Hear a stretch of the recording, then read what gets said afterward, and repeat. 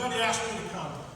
She said, I want you to talk about your favorite subject, gospel music. I said, of course, I'll go anywhere, anytime to talk about the music that's been the soundtrack of my life since I was a little boy.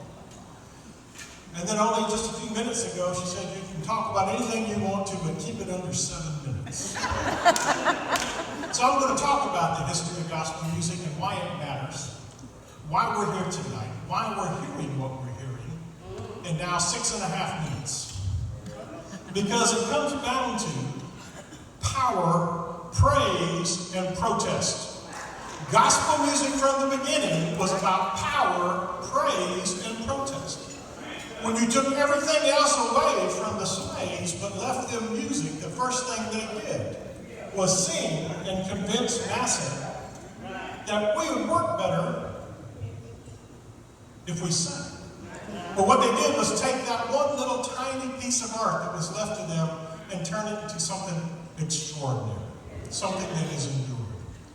Gospel music, based on the music of Africa, with the Christian overlay that came after the Great Awakening in the 1740s, that continued through the spirituals and into Jubilee, which is nothing more than arranged spirituals.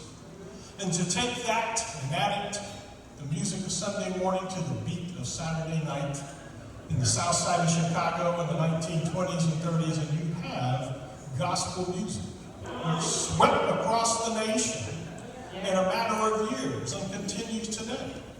It continues through the wars and the great migrations. It continued through the labor movement when the labor unions finally allowed African Americans to be part. They transformed it again. And when Dr. Martin Luther King went into Montgomery, the first person he called were the people that had worked in the unions and the people that had worked in the churches, and together they created something that had been there all along, the protest spiritual, the freedom song.